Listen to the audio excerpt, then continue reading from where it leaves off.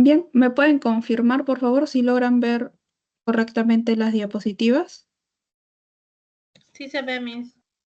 Bien, bien, muchas gracias.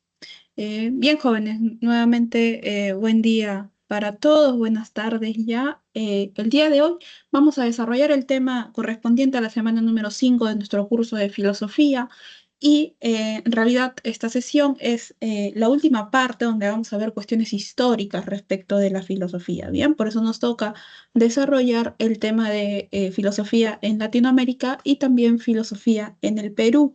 Esta sesión se va a dividir en dos grandes partes, en donde vamos a tratar dos distintos problemas respecto de la filosofía desarrollada en nuestra región. Eh, por un lado, vamos a ver el problema del origen de la filosofía en América Latina, es decir, ¿cuándo es que se inicia eh, la filosofía en Latinoamérica? En- Existen dos posturas muy marcadas, bien, digamos dos respuestas a esta pregunta que son contrarias entre sí. Una de estas respuestas nos dice que antes de que lleguen los españoles a esta parte del mundo, antes de que lleguen todos los europeos a esta parte del mundo, ya existía, bien, la población latinoamericana, los americanos de aquí, ya tenían un pensamiento filosófico y este se desarrolló. Ya luego, cuando llegaron los europeos, los españoles, trajeron su propia filosofía. Bien, esta es una postura. Otra postura nos dice que en realidad, dado que, como hemos estudiado nosotros desde la primera sesión de nuestro curso, la filosofía nace en Grecia, es decir, en Europa, tenemos que aceptar que antes de la llegada de los españoles no existía una filosofía en sí, sino una especie de pensamiento, pero la filosofía como nombrada en sí misma llega precisamente a partir del arribo de los españoles a Latinoamérica. Bien, estas respuestas en relación al problema del origen de la filosofía en nuestra región. Luego tenemos el problema de la autenticidad. ¿A qué nos referimos cuando hablamos del problema de la autenticidad? Este problema nos lleva a una pregunta que es la siguiente. ¿Existe o no existe una filosofía auténtica? Es decir, ¿existe o no existe una filosofía que sea propia, que se desarrolle propiamente, bien, con características propias de nuestra región? ¿Existe una filosofía auténtica en América Latina? Otra vez, aquí nos vamos a encontrar con dos respuestas a esta pregunta, una afirmativa y una negativa. Bien, esto es lo que vamos a ver en la última parte de la sesión del día de hoy. En relación al problema del origen, eh, la respuesta a esta pregunta de cuándo es que comienza realmente a desarrollarse una filosofía en América Latina y por tanto también una filosofía en nuestro país, en el Perú, la postura más aceptada es aquella que marca como un hito, eh, digamos como un evento que marca un antes y un después, la llegada de los españoles, es decir, nos dice que a partir de la llegada de los españoles a nuestra región es cuando se inicia recién una etapa filosófica. Bien, entonces, tal como nosotros ya hemos revisado en sesiones anteriores, cuando hablamos pues de una etapa mitológica en las polis griegas, ¿no? Vamos a hablar de una etapa prefilosófica en América Latina. Es decir, cuando aquí las culturas se desarrollaban y todavía no se daba la invasión española. Em, Esta postura nos dice que en la etapa prefilosófica, em, la naturaleza, cuestiones claro, que se preguntaba el ser humano respecto de la naturaleza, la realidad del universo, cómo es que se formaron, cómo es que se formó su cultura, sus costumbres, etcétera.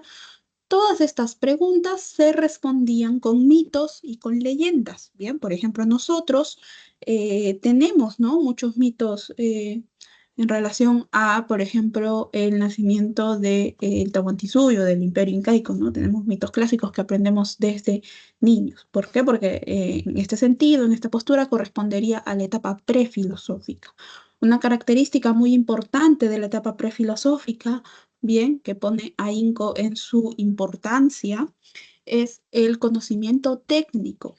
Bien, a lo largo de nuestra región, las culturas que se desarrollaron antes de que lleguen los españoles tenían, sí, un conocimiento técnico muy avanzado y esto lo podemos ver en las distintas estructuras, en la arquitectura y también en las incipientes disciplinas que se desarrollaron en las culturas más importantes de nuestra región. Nosotros tenemos la cultura inca y las culturas pre-incas también tienen este conocimiento técnico que hasta el día de hoy se estudia, ¿no? Y que hasta el día de hoy, digamos, son inspiraciones para desarrollos ya un poco más tecnológicos en nuestros días, ¿no? También tienes culturas muy importantes al norte, en Norteamérica tienes la cultura maya, en Centroamérica tienes diversas culturas también. Y bueno, esto corresponde, estas características corresponden a la etapa prefilosófica. Llegan los españoles a Latinoamérica y ahí es donde se inaugura la etapa filosófica. ¿A razón de qué? A razón de que llegan estas personas a nuestra región y claramente se encuentran con costumbres, con modos de vivir, con modos de ser distintos a los que tienen ellos. Por lo tanto, bien, necesitan comprender estos modos de vida. Eh, ¿Y cómo es que van a tener que comprender ellos claramente de manera racional? Porque ya cuando llegan tienen un desarrollo filosófico propio en su continente y es cuando se fundan, por ejemplo, a partir de allí, universidades, ¿no? Sabemos que la Universidad Nacional Mayor de San Marcos es la universidad más antigua de América, es la que se funda, la primera que se funda y, por ejemplo, la carrera de filosofía es una de las primeras también que se funda dentro de la Universidad de San Marcos, en donde, bueno, en un principio se enseñaba cuestiones más de teología, ¿no? Obviamente esto ligado a la época en que se funda la universidad. Y así se fundan distintas universidades en América Latina eh, para precisamente comprender, ¿no?, a través de los preceptos que tienen estas universidades, las autoridades que fundan las mismas, comprender el Nuevo Mundo, ellos llamaban el Nuevo Mundo esta parte de la región, y también que los habitantes de este Nuevo Mundo puedan captar, puedan hacer parte de sí eh, todo este conocimiento que ellos traen. Bien, entonces estas son las dos etapas a partir de las que se puede estudiar los periodos dentro del desarrollo de la filosofía en Latinoamérica y en nuestro país, en el Perú. Bien, hasta aquí todo claro, jóvenes, ¿podemos avanzar? Sí, bien. Sí. Ahora vamos a ver cuáles son los periodos que componen precisamente la etapa filosófica. Tenemos en primer lugar, bien, em, el periodo escolástico que se desarrolla desde el siglo XVI hasta mediados del siglo XVIII. ¿Qué es lo que se va a discutir en este periodo, en la escolástica? Uno de los temas principales, bien, es la respuesta a la pregunta, el indígena americano, el indio americano, como lo llamaban ellos, es un ser humano, es decir, tiene alma, y esto se va a relacionar con otra pregunta, ¿no? ¿Debemos tratarlo como un ser humano, así como nosotros? Y que engloba una pregunta más grande, ¿no? El indio es hijo de Dios. Em, Y aquí se va a posicionar la ya conocida disputa entre de las Casas y Sepúlveda, también conocida como la controversia de Valladolid, que tiene que se lleva a cabo en Valladolid, claramente, más o menos en el año 1550. Bien, nosotros, digamos, a grandes rasgos, seguramente por historia eh, del Perú, conocemos un poco de esto. Existe una película si no me equivoco, está grabada en francés, de los años 90, que ejemplifica muy bien el escenario de este debate, ¿no? El contexto es que en esta época la corona eh, recibe información de que muchos españoles que se encuentran habitando América Latina han cometido masacres, asesinatos, violaciones de distinto tipo a los indígenas americanos, pero bueno, lo que les preocupa es que digamos, estos actos se han cometido en el nombre de la corona y de la iglesia. ¿Bien? Entonces, en este contexto es donde bien, se llaman a dos intelectuales. En esta ocasión, por un lado, tenemos a Fray Bartolomé de las Casas, un cura que desde muy joven se muda a América Latina y pasa por diversos países, y bueno, ¿no? Realizando su trabajo propio de un miembro de la iglesia. Y por otro lado, a Ginés de Sepúlveda, un ex soldado que en ese momento ya era retirado y era docente. Entonces, la pregunta aquí es, ¿está bien o está mal el que se trate así a los indígenas? ¿No? Por lo tanto, tenemos que definir si los indígenas son hijos de Dios, son nuestros hermanos, es decir, si tienen alma. Bien. Tenemos la posición defendida por Bartolomé de las Casas, quien a lo largo de su discurso lo que va a defender es precisamente que el indígena americano sí tiene alma, es un ser humano como nosotros, dice, ¿no? Se ha visto un cambio en su actitud y por lo tanto debemos protegerlo y debemos denunciar aquellas masacres y el hecho de que muchos españoles han esclavizado a estos indígenas, ¿no? Que en su discurso él dice lo que les interesa a los españoles nada más es el oro. Esto es realmente lo que corresponde a la palabra de Dios. En realidad los indígenas son tratados como animales, ¿no? En esta película, la que te comenté, se menciona un ejemplo muy claro, en realidad que causa mucha controversia, porque están estos dos personajes en un debate y alrededor tienes miembros eclesiásticos escuchándolo. Dice, por ejemplo, una vez yo vi, ¿no? Que juntaron a indígenas en grupos de 13 personas para exterminarlos, ¿no? De alguna manera para burlarse de ellos y decir que van a ejemplificar a Jesús y sus 12 apóstoles, ¿no? Esto obviamente en su momento fue objeto de mucha controversia, ¿no? Eh, que además lo que se denuncia es que se realizan todos estos actos en nombre de Cristo. Por otro lado, Ginés de Sepúlveda va a sostener la posición que asegura que los indígenas no tienen alma, por lo tanto, no deben ser tratados como iguales a ellos, ¿no? O sea, como iguales a los españoles que traen la civilización aquí, que son católicos, que profesan una fe, que Dios les ha provisto de alma, ¿no?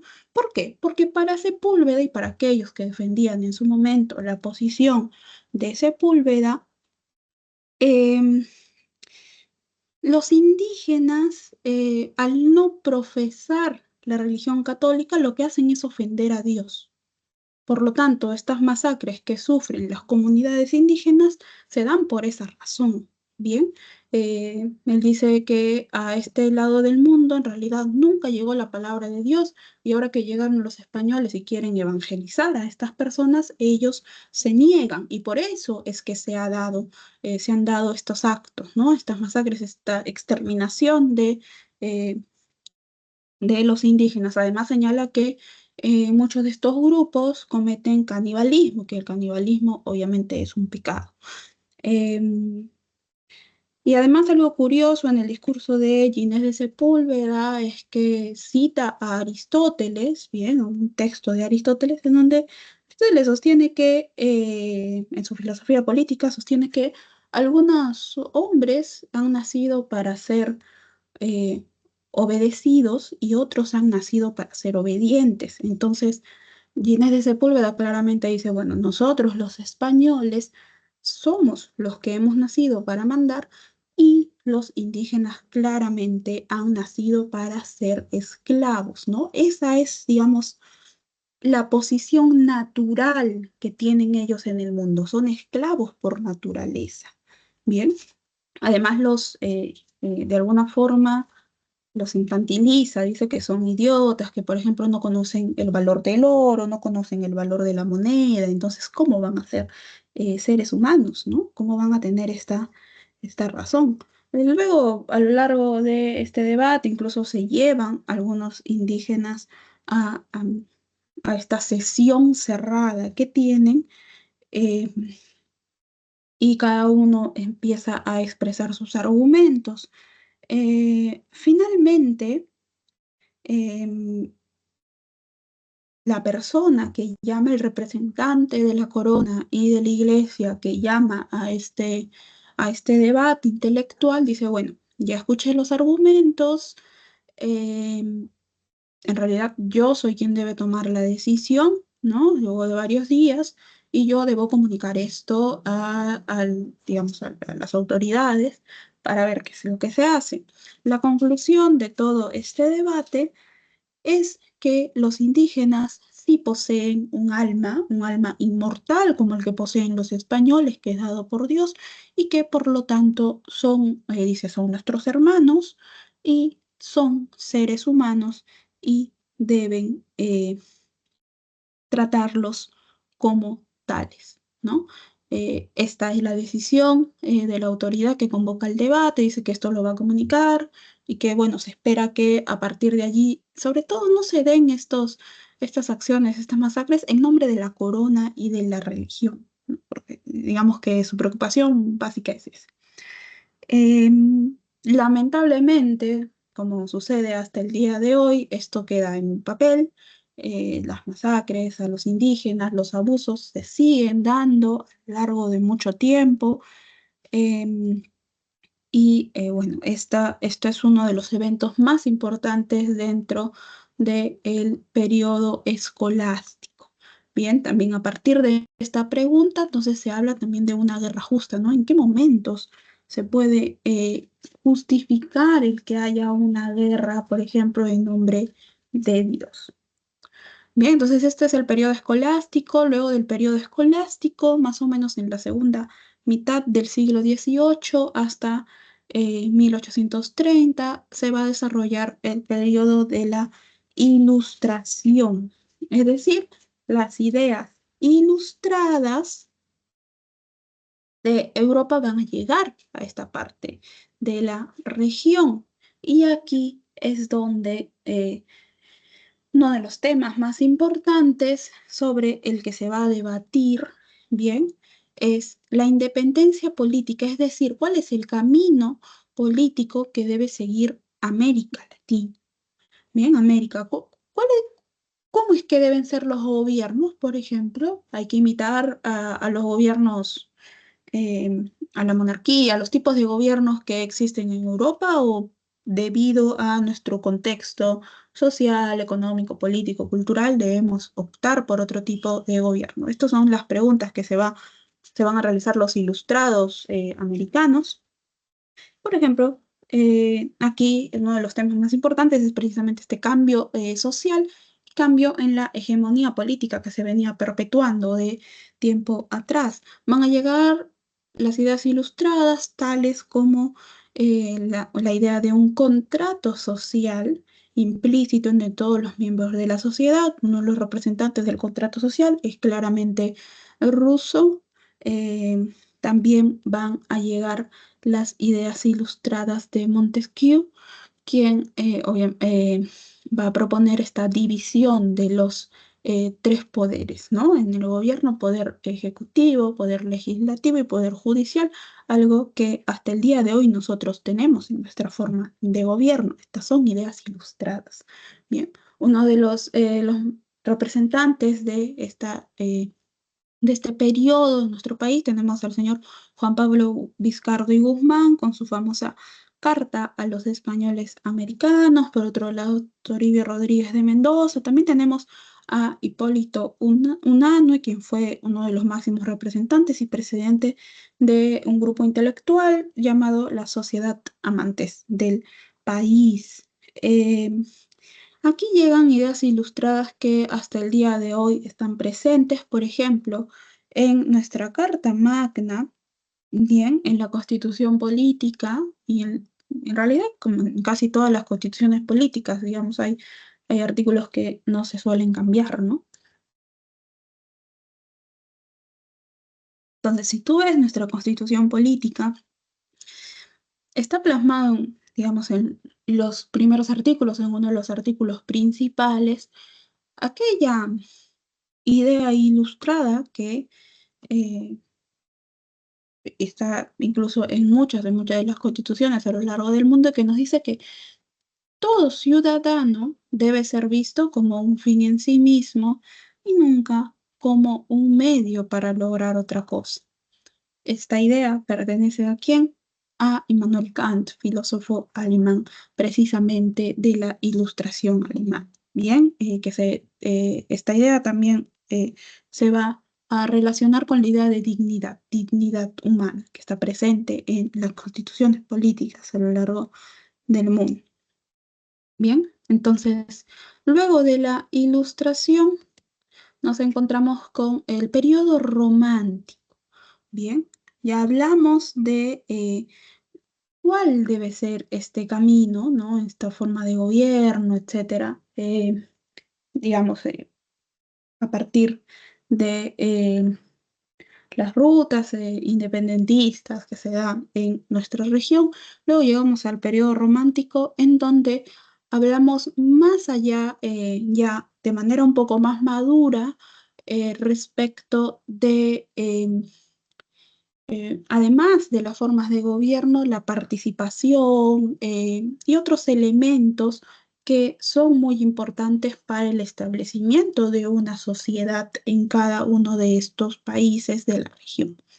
Bien, y aquí es donde se va a configurar la conocida disputa o el debate entre conservadores y liberales. Bien. Por el lado de los conservadores tenemos como su máximo representante al señor Bartolomé Herrera.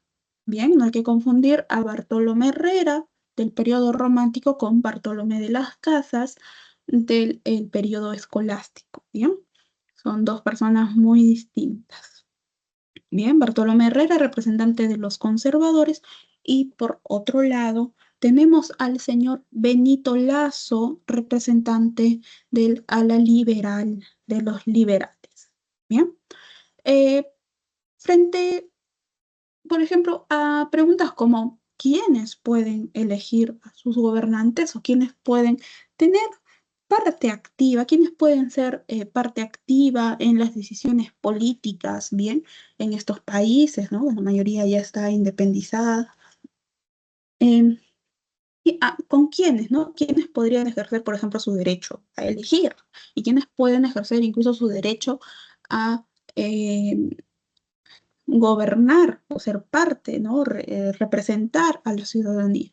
Bien, los conservadores lo que van a responder, bien, frente a estas interrogantes es que solamente un grupo determinado, un grupo pequeño de personas que tienen pues cierta educación, bien, cierto nivel de educación, pertenecen a cierta clase social, estas personas son las que están capacitadas para elegir y para gobernar.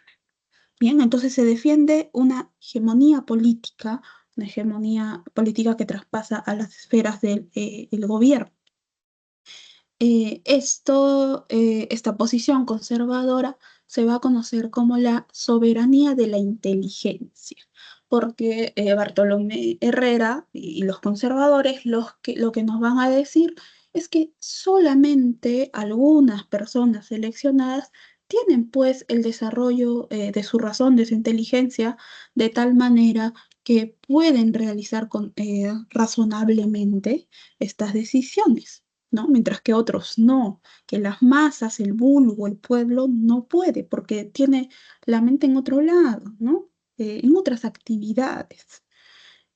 Por el contrario, la postura liberal defendida por su máximo representante, el señor Benito Lazo, nos va a decir que todos, bien, todos los miembros de la sociedad tienen la misma capacidad para elegir y tendrían el mismo derecho para elegir, para ser representados y ser representantes am, en el gobierno, en las esferas de gobierno para todos. Esto, esta posición se va a conocer como la soberanía de masas o la soberanía del pueblo. Bien, entonces este es el tema que se trata sobre todo en el periodo romántico. Luego, más o menos a partir de los últimos años de 1800 hasta los inicios del siglo XX, llegan a nuestra región las ideas del positivismo. ¿Te acuerdas quién es el máximo representante del positivismo? ¿Quién se Conté. acuerda? Muy bien, ¿no? Augusto Comte. Bien. ¿Recuerdas que la clase pasada hablamos del positivismo de Comte, cuyos conceptos más importantes son pues la idea de progreso, ¿no? De ciencias, nos va a decir que la realidad se explica a través de hechos y relaciones de hechos y que según su ley de los tres estadios del conocimiento, el estadio superior es el estadio científico en donde las ciencias a partir del objeto que estudia cada una de ellas, nos va a explicar la realidad. Todas estas ideas, bien, van a llegar en el periodo positivo a nuestro país. Obviamente llegan con retrasos, ¿no? Em, y sobre todo se van a enfocar estas ideas eh, en que el desarrollo, que el progreso social, tanto de la sociedad como del ser humano, se van a dar a través de la ciencia y de la tecnología. Además, en el positivismo latinoamericano, en el Perú tenemos como su máximo representante el señor Manuel González Prada, bien, también va a defender una independencia de la razón frente a la teología, ¿no? Hasta ese momento había mucha influencia todavía de la iglesia, de la institución religiosa, frente a cuestiones que, según los positivistas, solamente le corresponden a la razón, es decir, a la filosofía. Se va a defender precisamente que estas ideas religiosas lo que hacen es bloquear de alguna manera el avance científico y tecnológico de la nación. Por lo tanto, se va a hablar de ciencia, se va a hablar de progreso y se va a enfocar todo en el desarrollo de las ciencias en este periodo positivo. Bien, eh, luego más o menos a la par, en realidad, lo que va a emerger es el periodo espiritualista, que es directamente una respuesta, bien, es una respuesta que se posiciona en contra de los preceptos positivos. Si el positivismo estuvo influenciado claramente por las ideas de Augusto Comte, el espiritualismo va a estar influenciado por las ideas de otro filósofo llamado Henry Bergson. Bien, la crítica que le realiza el espiritualismo al positivismo es que es como no concibe el positivismo un conocimiento más subjetivo, ¿no? está en contra de los conocimientos metafísicos, que es algo que ya vimos en la clase pasada. Él dice, el espiritualismo nos dice, no, en realidad digamos, hay un aspecto muy importante, bien, en relación a cuestiones como conceptos metafísicos, como el espíritu. Por ejemplo, aquí es donde se va a centrar el espiritualismo en el desarrollo no solamente de la ciencia, o sea, bien, la ciencia se desarrolla, ok, está bien, pero también debemos enfocarnos en un desarrollo, como su mismo nombre lo dice, del espíritu, ¿no? Del alma. Por eso es que apunta a un desarrollo, por ejemplo, filosófico dentro de actividades tales como el arte, como la ética, como la educación, como la literatura. Es por eso que uno de sus representantes más importantes en el espiritualismo es el señor Alejandro Deusto, a quien tienes a tu lado derecho. Alejandro Deusa incluso tiene un programa educativo, bien, y no es tantos libros que en realidad es muy difícil encontrar libros de Deusa, pero él tiene un programa educativo en donde los ejes centrales son la ética y la estética, bien, precisamente porque a partir de estos conceptos, según Deusa, el espíritu del ser humano se va a liberar de manera mm, total. Él dice que existen diversos grados de libertad en las distintas actividades humanas, ¿no? La más básica es, por ejemplo, la actividad económica. En la actividad económica, los seres humanos vamos a poder, ¿qué cosa? Dominar cuestiones de la realidad, de la naturaleza. Bien. Luego tenemos la actividad científica.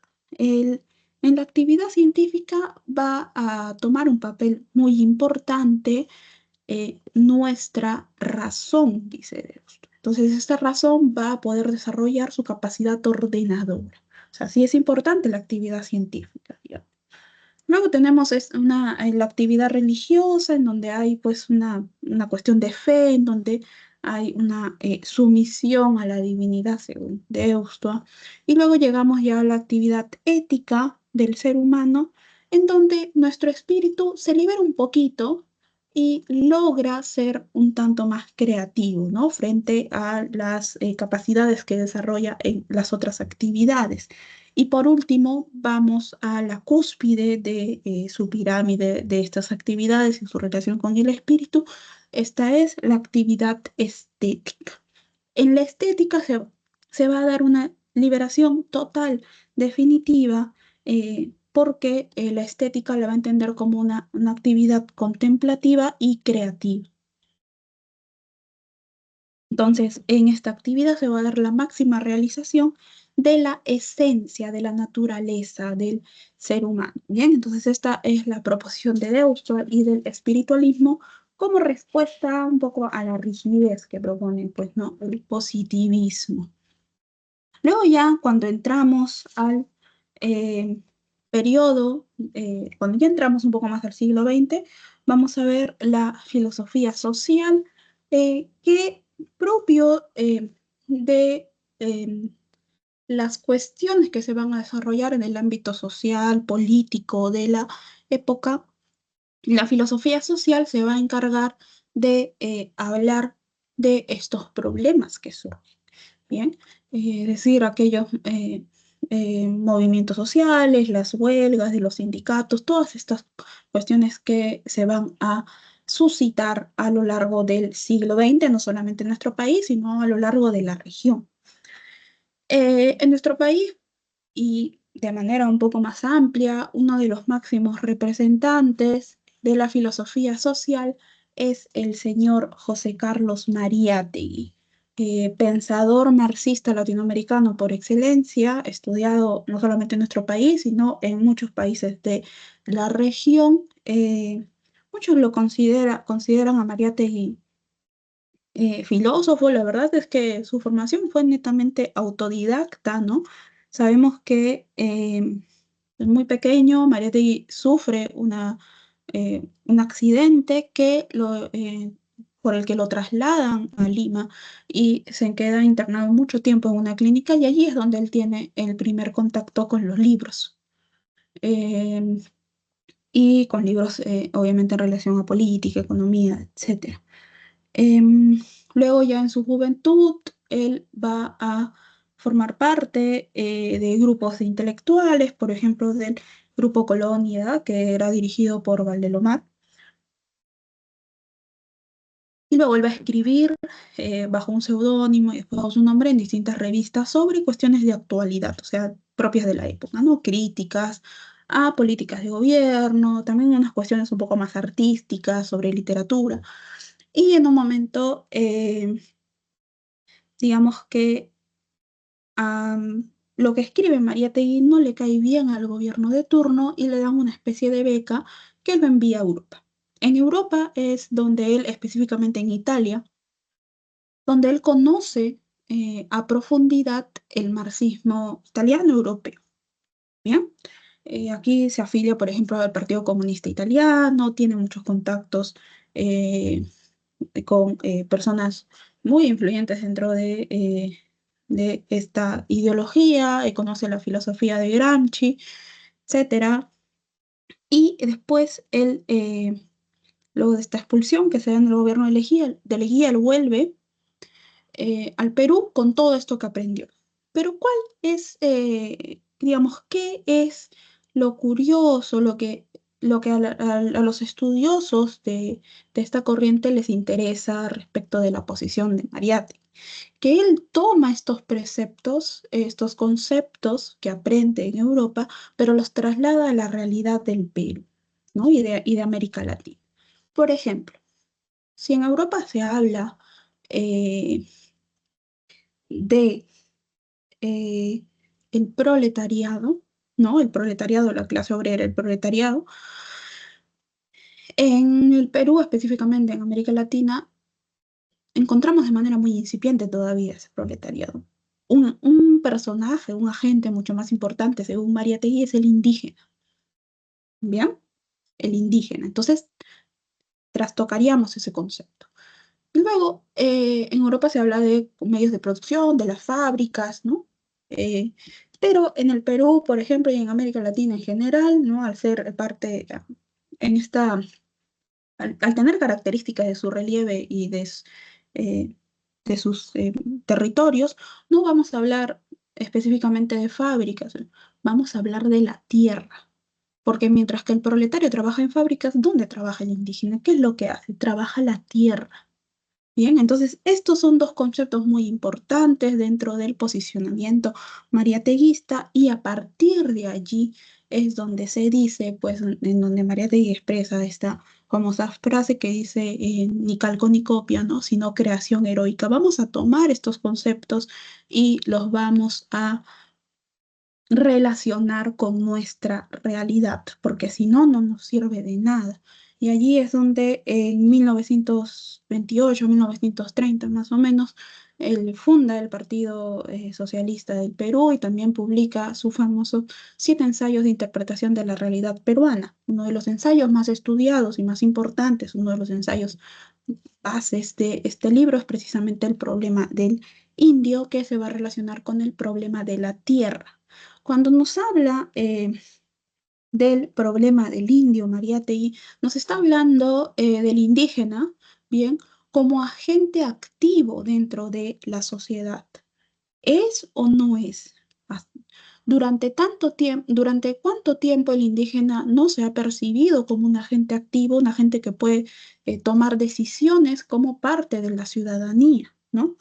¿Cuál es el lugar de este indígena como sujeto político? En pocas palabras. Y además, eh, la posición, el posicionamiento que se le dé a la figura del indígena va a acarrear también y va a llevarnos a analizar los problemas sociales y económicos que trae esto.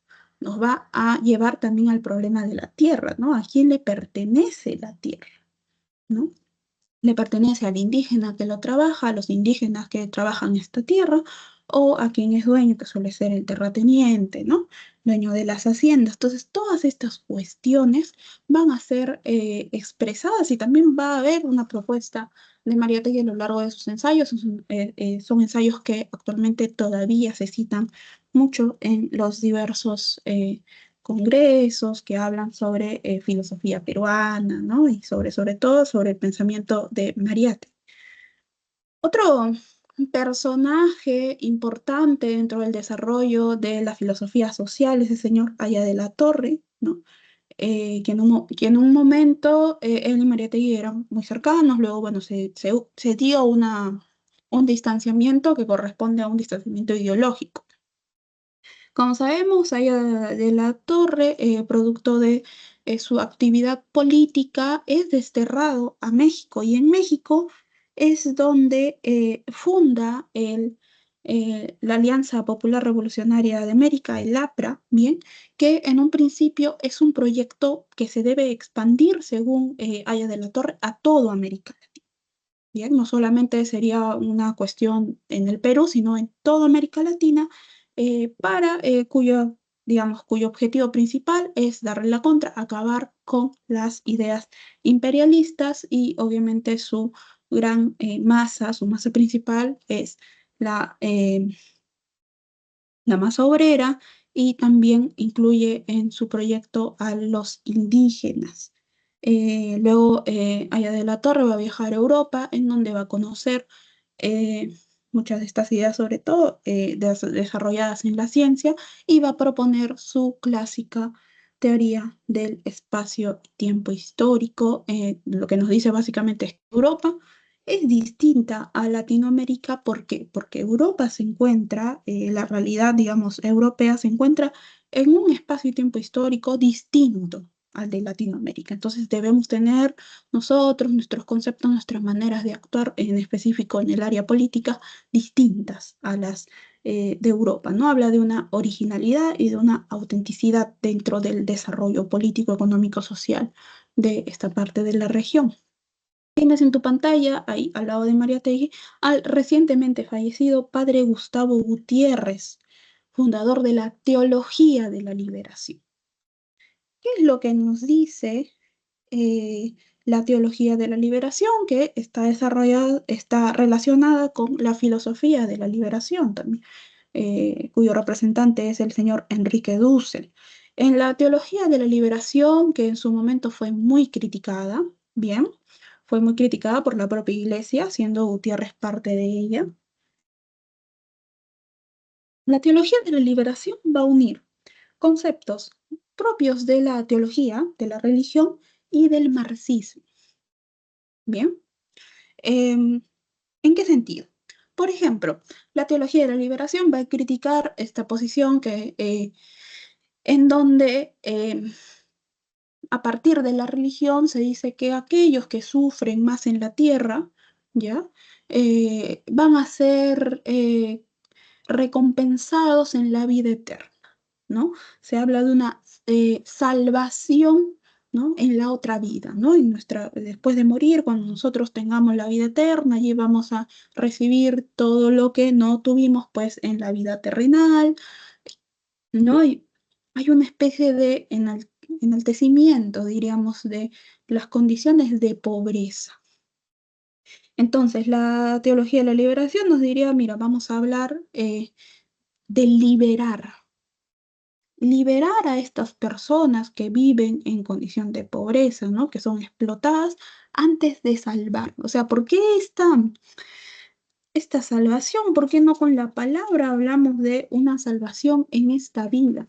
Obviamente eso después es sumamente criticado por los miembros más conservadores de la iglesia, ¿no? La teología de la liberación actualmente tiene muchos seguidores dentro de la propia iglesia, digamos, invita a la acción, ¿no? Antes que estar como una gente pasiva ahí esperando que se cumpla la palabra que yace en las escrituras. Bien, entonces esta es el periodo de filosofía social, donde se van a debatir sobre todo problemas que corresponden a reclamos sociales de los distintos ciudadanos a lo largo de nuestra región. Ahora, llegamos a el periodo actual, es decir, el periodo de la filosofía actual. Em, la filosofía actualmente eh, ha sufrido un cambio mm, de, si se quiere, especialización o profesionalización. Bien, eh, la filosofía, como se entiende, se ha sabido dividir en distintas disciplinas. Recuerda algunas de las disciplinas que mencionamos en la primera sesión de nuestro curso de filosofía, ¿no? Y esas son algunas, existen en realidad bastantes, ¿no? Hay una especialización cada vez mayor de la filosofía. Tenemos filosofía política, tenemos filosofía del derecho, filosofía del arte, filosofía de la educación, no sé, filosofía del medio ambiente, ¿no? Que se desarrolla más producto de que actualmente hay denuncias sobre cómo es que se dice el ser humano está pues dañando, ¿no? En general el medio ambiente. Em, por ejemplo, hay un ámbito de la filosofía actualmente que se ha venido desarrollando de manera más acelerada, producto de qué, producto de los fenómenos que van viviendo la sociedad. Por ejemplo, vivimos una pandemia hace algunos años y en el momento, bien, que atravesamos esta pandemia y después también se dieron reflexiones filosóficas en torno a cómo afectan las enfermedades, cómo se responden frente a emergencias sanitarias, que también esto se va a relacionar con cuestiones de filosofía del derecho, filosofía política, ¿no? Etcétera. Esto es algo que en su momento estuvo bastante en foco, ¿no? Y en ciertos lugares, en ciertos países, en ciertas partes también de América Latina se ha venido desarrollando. Además, hay una interrelación, ¿bien? Una interrelación de la filosofía con otras disciplinas, si se quiere, ciencias, con otras ciencias, y en general con cuestiones de cultura también. La filosofía está integrada en cada lugar. En cuanto a la profesionalización, por ejemplo, en nuestro país tenemos algunas escuelas profesionales de filosofía, bien, donde ya, digamos, la filosofía no es parte de una facultad de educación, sino es una carrera propia. En San Marcos tenemos a la Escuela de Filosofía, en la Facultad de Letras. En Lima tenemos dos, bien, dos universidades que dictan la carrera de filosofía. Por un lado está San Marcos y en el centro de Lima encontramos la Escuela de Filosofía de la Universidad Villarreal a nivel nacional. Otra escuela de filosofía la encontramos en la Universidad Nacional de San Agustín de Arequipa. Y hace algunos años volvió a abrir la carrera de filosofía en la Universidad Nacional San Antonio de Abad del Cusco. Bien, estas son las facultades, las escuelas en universidades públicas, ¿no? En donde se dicta la carrera de filosofía. Bueno, luego hay por ahí un par de universidades privadas. Bueno, entonces así es como actualmente tenemos la visión del desarrollo, ¿no? Del desarrollo que se viene dando en la filosofía en nuestra región, en nuestro país. Hasta aquí todo claro, jóvenes, podemos avanzar,